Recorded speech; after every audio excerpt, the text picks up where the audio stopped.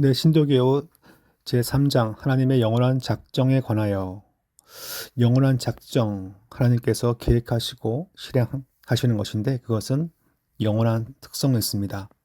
하나님께서 무언가 작정하시고 다 실행하신다는 것은 하나님의 주권에 기초한 생각입니다.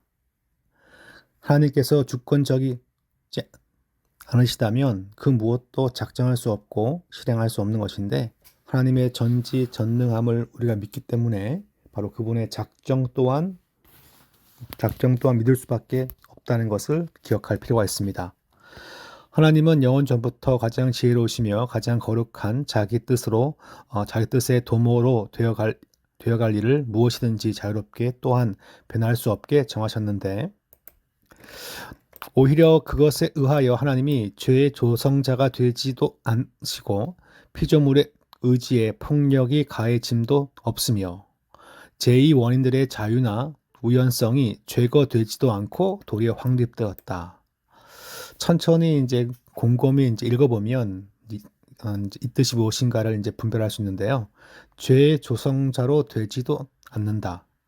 하나님께서 모든 걸 다 작정했으면 그 얘기는 인간이 범하는 죄도 다 계획하신 것 아닙니까? 그러면 죄에 대한 책임은 하나님께 있지 않습니까? 네, 이런 식의 접근 방식이 교회 역사를 보면 3, 4세기 때 나왔던 그런 이제 하나님의 통치에 대한 그런 이제 모든 것의 죄의 출처는 어디인가 신학적으로 고민하다가 하나님이 모든 걸 작정했으면 하나님도 책임 있다. 뭐 그런 식으로 논리적으로 이것을 이제 논쟁하던 적이 있었습니다. 이제 그것을 이제 이 문장이 반영하고 있는 것인데 이 세상 가운데 불의함 이 세상 가운데 하나님이 없는 것 자체가 불의한 거죠. 근데 그것을 놓고 하나님의 계획 때문에 되었다라고 그렇게 씌우는 것은 잘못된 것입니다. 하나님은 죄의 조성자는 아니란 거예요. 그렇게 작정했지만 두 번째, 사람들의 의지에 하나님의 폭력을 가한 것 아니냐. 자기 마음대로 그렇게 계획을 세우시면 되냐. 근데 그것도 잘못된 생각이라는 거죠. 제2 원인들의 자유나 우연성. 제2 원인은 인간들이 만든 원인이라면 제1 원인은 하나님 자신이시죠. 그러니까 인간들의 자유나 그러면 하나님이 계획했으면 나의 자유가 침해당했는가? 이 강의를 듣는 분들 가운데 나의 자유가 침해당했다라고 느끼는 분 계십니까? 아무도 없습니다. 그러므로 그런 자유나 또한 인생 사는 건 다 우연이야 라고 느끼는 것. 이제 그런 부분들에 있어서 논리적으로 이 하나님의 이런 작정하심이 다 그렇게 잘못된 건 아니란 것을 얘기하고 있습니다. 그 다음 보시면 2번이죠. 비록 하나님은 모든 추상된 조건들에 터하여 일어났 듯한 말이 잘 안 쓰는 말인데 취상이란 말은 실제로 잘 안 쓰는 말이고 옛날 말인데 상위의 것을 좋은 것을 선택했다는 거예요. 하나님은 모든 것을 선택하는 조건들에 기초하여 이 터가 터가 안 좋아 할 때 그 터예요. 터전 할 때. 그래서 기초하여라는 뜻이에요. 그러니까 좋은 것들을 다 이렇게 하나님께서 사용하여서 일어날 듯한 혹은 일어나기 가능한 일을 무엇이든지 아시니까 이게 아신다는 단어를 쓰고 있어요. 지금 여기서 이것은 저희 장로교 입장이 아니라 감리교 입장인데 오히려 그는 무엇이든지 그가 그것을 이런 조건들에 터하여 장래일로 혹은 일어날 일로 선견하신 것 때문에 작정하신 것은 아니다.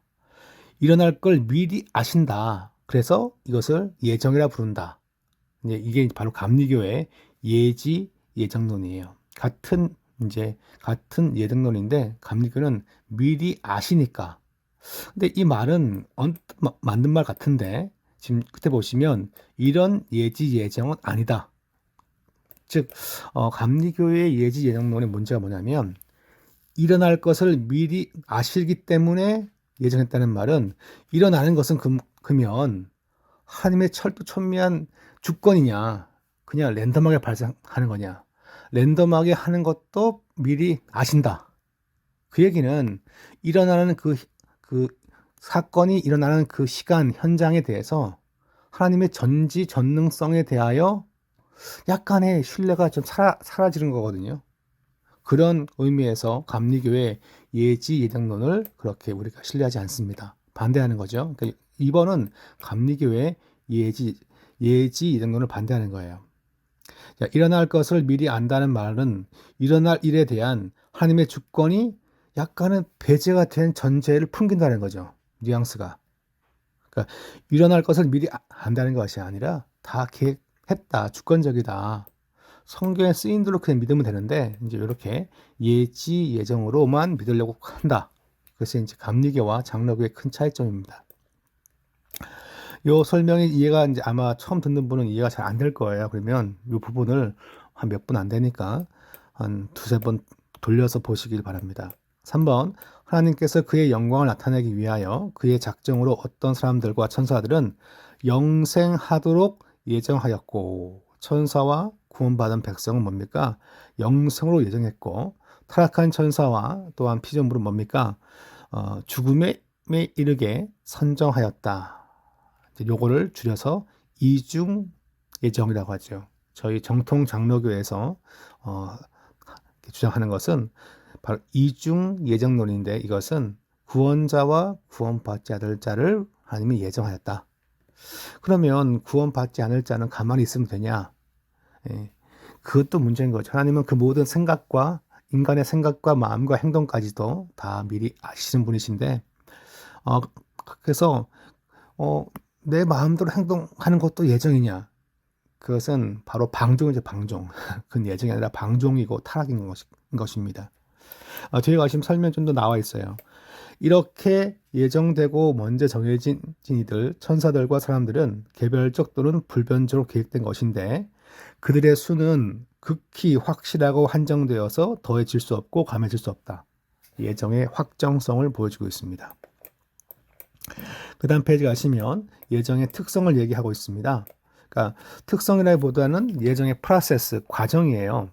자, 그러니까 예정이 이제 이루어지는 과정인데, 인류 중에서 생명에 이르도록 예정된 자들은 하나님께서 세상 기초를 놓으시기 전에, 그러니까 창세 전에 예정했다는 것이고, 그의 영원함에 불변하는 경영과 그의 의지의 은밀한 도모와 기뻐하심을 따라 하나님의 마음과 생각을 따라서 그리스도 안에서 택하셔서 예수를 믿도록 택하신다는 것입니다. 영광에 이르도록 이르게 하셨으니 그의 값없는 은혜와 사랑만에 의하여 하신 것이요. 나중에 신앙이 좋을 거를 예상하고 선택한 것이냐. 천만의 말씀이라는 거죠. 성경은. 그럼 자꾸 그렇게 인간적으로 그가 참 믿음이 좋으니까, 인간적으로 좋은 집안에 태어났으니까, 뭐 어머니의 기도 따라 잘 성장했으니까, 그렇게 자꾸 인간적 조건을 생각하는 것은 저희들 역시 자녀들을 향해서 그런 마음을 품을 수 있어요. 네, 조심해야 합니다. 하나님의 은혜와 사랑만이 그 모든 것을 선택한 이유였고요. 선견된 신앙이나 잘 믿을 것을 미리 아셨다. 이게 선견된 신앙이겠죠. 선행이나 혹은 그것들에 의한 견인, 피조물 안에 있는 다른 무엇을 조건들로 혹은 그리로 움직이는 원인들로 하여 하신 것이 아니다. 이거예요. 모든 것이 영광스러운 은혜를 찬송하게 하려고. 그러니까 선택의 목적은 뭐냐? 하나님을 찬송하고 기뻐하는 것입니다. 6번, 하나님은 택하신 자들을 영광에 이르도록 정하신 것처럼 그의 뜻에 영원하여 지극히 자유로운 경영에 의해 그들로 영광에 이르도록 하는데 있어야 할 모든 방편들을 정하셨다. 방편은 방법인데, 구체적으로 그러면 선택이 된 것이, 예정된 것이 어떻게 이루어질 것인가, 프로세스에 있는 방법조차도 하나님의 자유로운 경영 가운데 정하셨다. 택하심을 입은 자들은, 자, 일단 아담 안에서 타락한 자들이었죠. 그리고 그리스도에 의해 구속받고 때가 되어, 이 단어가 참 은혜가 돼요. 때가 되어 내 자녀들도 구원받기를 원하고 하나님의 예배자가 되기 원하고 하나님의 섬견자가 되기 원하지만, 때가 되었을 때 유효한 부르심을 받습니다. 이게 참 안타까운 부분들이죠. 그때가 이제 언제인지 몰라요. 그러다가 진짜 비극적이지만 생을 마감할 수 있습니다. 그랬을 때 그가 생전에 진실을 믿었는지 몰라요. 그건 우리가 알 수 없죠. 다만 이제 그가 그런 부분을 하나님께 맡기는 것이고, 다만 이 땅에 있을 때 유효한 부르심이 객관적으로 드러나서 나타나기를 우리는 소원하죠. 그죠? 예. 때가 될 걸 기다리면서 성령님의 은혜를 간구하는 것이 방법입니다. 다른 인간적인 방법은 때를 만들지 못합니다. 역사하시는 그리스도의 영에 의해 그리스도를 믿도록 유효적 부르심을 받게 되고, 그 다음에 의롭다 칭하심과 양자됨과 성화와 믿음에 이르는 구원이 이르도록 그를 이제 인도하신다, 그렇게 나와 있습니다. 그럼 반대로 택함 받은 자 외에는 다른 아무도 예, 구원을 받지 못하고 유효적으로 부름받지 못하고 칭의 양자 성화 구원 되지 못한다. 그죠? 그러니까 칼빈의 이중 예정인데 하나님께서 다 주관하신다, 그걸 말하고 있습니다. 밑에 보시면 이제 7번. 그러면 좀 억울하죠, 그죠? 하나님 왜 저 친구는, 내 부모님은, 내 딸은 왜 하나님 예정하지 않았습니까? 그럼 하나님 정말 불의하십니다라고 말할 수 있냐는 거죠. 그렇지 않습니다. 하나님 불의하지 않는데 중요한 개념이 여기 있어요. 내버려 두심. 그러니까 저희는 뭐 이렇게 나의 소망이라든가 재산을 뭐 내려놓음, 그런 얘기를 많이 하는데 함부로 그런 단어 쓰면 안 좋아요. 그냥 갖다 버림해야지. 뭐 이렇게 내려놓아야죠. 자, 내버려 두심. 이건 뭐냐?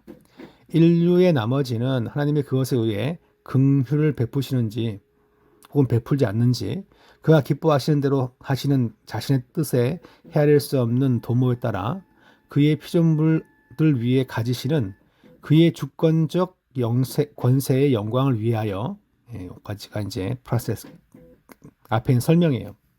하나님께서 다 계획하시고 자신의 영광을 위하여 다 그렇게 한다는 거예요. 뭐든지 간에. 그래서 구원받지 않을 자들도 계획 가운데 있죠. 그러면 그 뭡니까? 버리심이 아니라는 거죠. 그냥 그러니까 갖다 버리고 발로 차는 게 아니라 간과하시고 이렇게 은혜의 축복이 막 지나가다가 다 지나가고 있어요. 그러다 너만 은혜 줄게 할 때 나머지는 뭐 억울합니다. 그건 아니죠. 원래 가야 할 인생이죠. 죄와 사망으로 다 죽은 인생이기 때문에 하나님 만드신 영원한 형벌 가운데 들어가는 것이 하나님 세우신 그 프로세스예요.